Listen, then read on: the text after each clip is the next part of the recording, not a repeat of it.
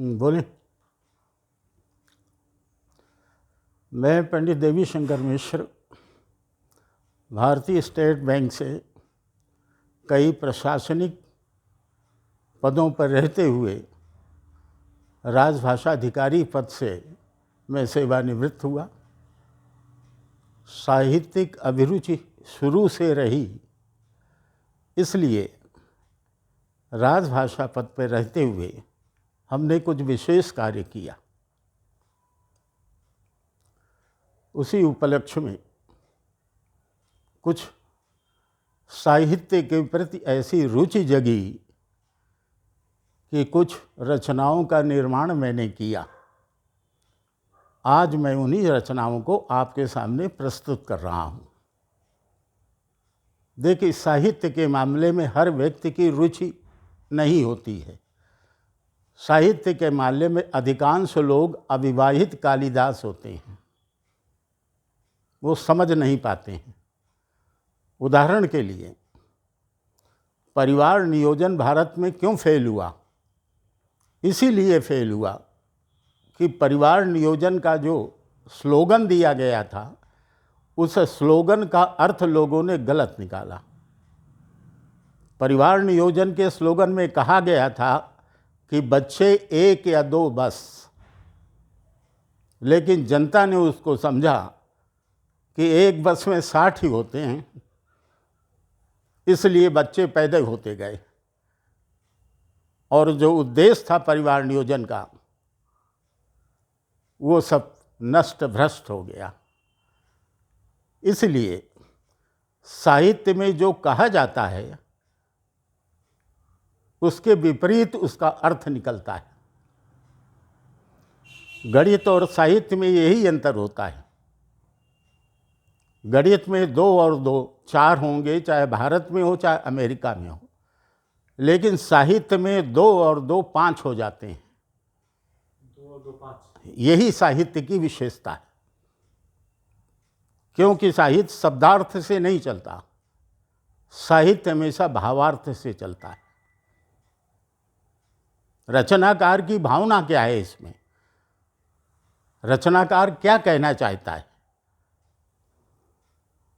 उदाहरण के लिए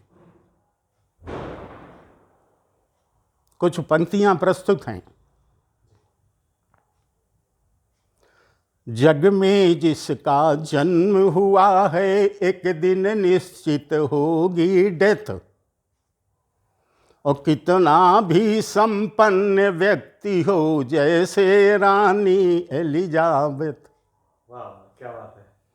और मृत्यु के सन्मुख सब नतमस्तक रंक हो या राजा, और किसी की यात्रा शांति से निकले, किसी में बजते बाजा। राम पिता को बचा सके ना, कहते हैं भगवान है, और जगत नियंता सर्वेश्वर, अरु सेवक भी हनुमान है। जग का शाश्वत नियम यही, जो आया है वह जाएगा, और सुकृत कर्म तो अमर रहेंगे, तन मिट्टी हो जाएगा। ये शाश्वत सत्य है, इसको इनकार नहीं कर सकता कोई। राम ने जब नरावात रूप में अवतार लिया तो उनको नर लीला करनी पड़ी। अगर वो चाहते तो मृत्यु को संबोधन करके कह सकते थे कि नहीं, इस समय मृत्यु अयोध्या में प्रवेश नहीं कर सकती हैं, हम दोनों भाई वनवास में हैं और दोनों छोटे भाई ननिहाल में हैं। जी बिल्कुल कह सकते हैं, कोई दोष उन पर न लगता। लेकिन नहीं, जब नरावतार है तो नर लीला का, मर्यादा का पालन उनको करना पड़ेगा। चलिए अब पंक्तियां सुनाते हैं।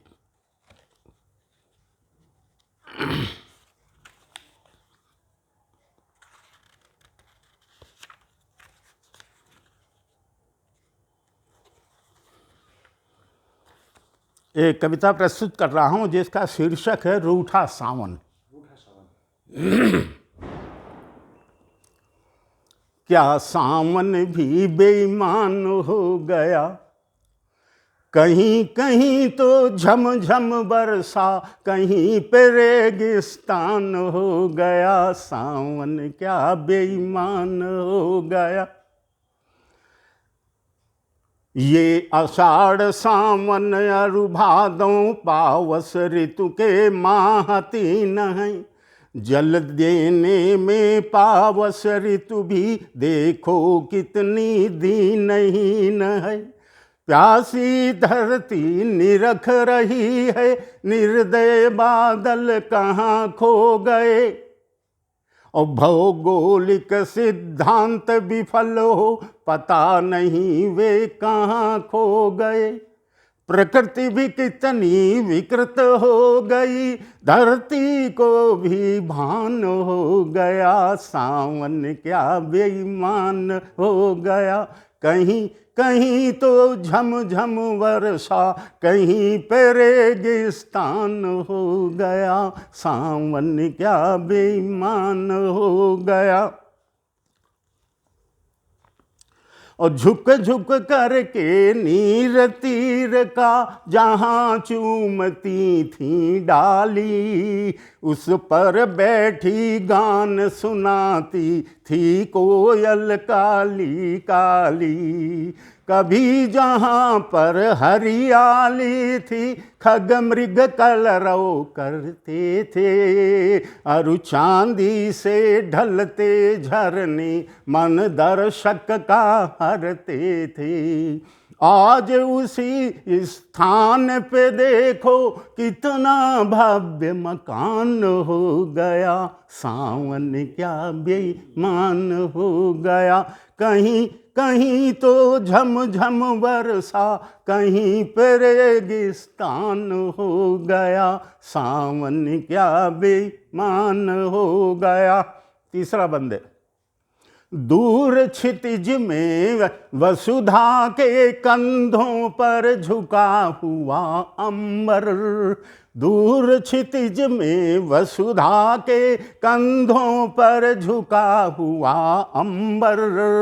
जो भौगोलिक सत्य नहीं है, दृष्टि मात्र का आडंबर। बहुत पर्यावरण को छिन्न भिन्न कर बहुत बड़ा विज्ञान बढ़ा। पर्यावरण को छिन्न भिन्न कर जग में है विज्ञान बढ़ा। पर केदार कश्मीर में दानव भी विनाश का तुरंत खड़ा। कश्मीर केदारनाथ में जो बादल फटा था, 1,00,000 टन पानी एक जगह गिरा। लेकिन वो तो केदारनाथ शंकर की महिमा से बच गया।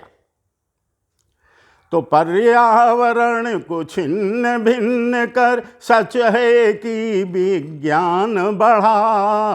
पर केदार कश्मीर में देखो दानव शासन निकट खड़ा। बहुत बड़ा विज्ञान धरा पर क्या वा भगवान हो गया। सावन क्या बेईमान हो गया। सावन क्या अंतिम चरण है।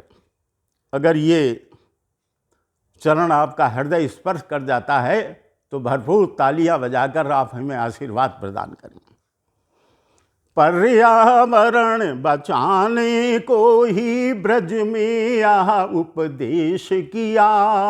गोवर्धन पूजा करवा कर कृष्णा ने संदेश दिया। कुपित हो गया इंद्र तो ब्रज में महाभ्रष्टि उसने कर डाली। वाम हस्त से उठा गोवर्धन, कान्हा ने थी लाज बचा ली। उसी कृष्ण की शरणागति में, उसी कृष्ण की शरणागति में मुसलमान रस खान हो गया। सावन क्या बेईमान हो गया, कहीं कहीं तो झमझम बरसा, कहीं पे रेगिस्तान हो गया, सावन क्या बेईमान हो गया। अब ये कविता कह लीजिए कि प्रकृति से संबंधित, पर्यावरण से संबंधित थी।